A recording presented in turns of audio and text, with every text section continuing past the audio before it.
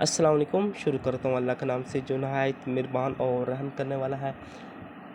Question number 5 code 6480 ولی دکنی کی شاعرانہ خصوصیات بیان کریں۔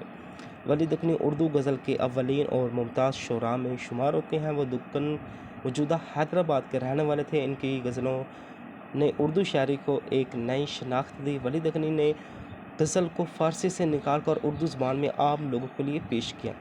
ان کی شاعری میں سادگی، فطرت، عشق اور مقامی تہذیب کا حسین امتزاج ملتا ہے۔ ولی دکنی کی غزل کی نمایاں خصوصیات: نمبر 1، زبان کی سادگی اور روانی۔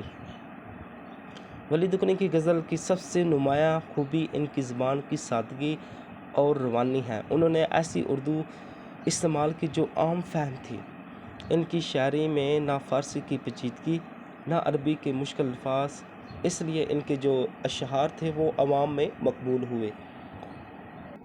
نمبر 2، عشق و محبت کا گہرا اظہار۔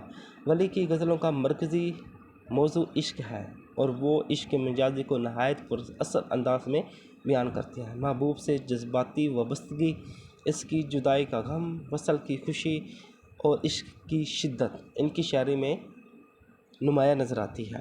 نمبر 3، فطرت نگاری۔ ولی کی شاعری میں فطرت کا گہرا عکس ملتا ہے۔ وہ پھول، بہار، چمن، بادل، چاندنی، بلبل جیسے عناصر کے ذریعے اپنی جذبات کا اظہار کرتے ہیں۔ ان کے ہاں فطرت نہ صرف پس منظر ہوتی ہے بلکہ ان کی جیتی جاگتی طاقت بھی ہے۔ نمبر 4، صوفیانہ خیالات۔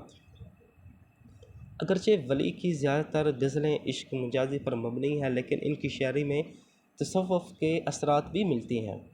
کبھی محبوب کو خدا کا مظہر قرار دیتے ہیں تو کبھی روحانی وابستگی کے رنگ نمایاں کرتے ہیں۔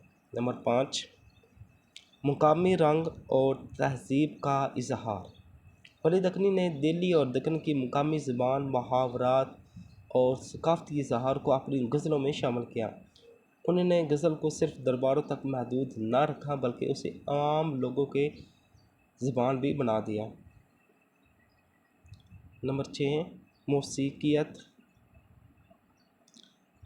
ولی کی غزل میں ایک خاص طرح کی موسیقیت بھی پائی جاتی ہے۔ ان کے اشعار رواں اور گیتوں جیسے ہوتے ہیں جنہیں گانا یا ترنم سے پڑھنا خوشگوار تجربہ ہوتا ہے۔ نمبر 7، اردو غزل کی بنیاد۔ سب سے بڑی خوبی یہ ہے کہ ولی دکنی نے اردو غزل کی بنیاد رکھی۔ انہوں نے فارسی کے بجائے اردو میں غزل لکھ کر آنے والے شعراء جیسے میر تقی، سودا، غالب کے لیے راستہ ہموار کیا۔ ولی دکنی کی غزلیں اردو ادب کا سرمایہ ہیں۔ ان کی غزلیں میں سادگی، فطرت، عشق، صوفیانہ رنگ اور مقامی زبانوں کا امتزاج ملتا ہے۔ ان کی شاعری نہ صرف اردو غزل کی بنیاد رکھی بلکہ اسے ایک جاندار اور مقبول صنف بھی بنایا۔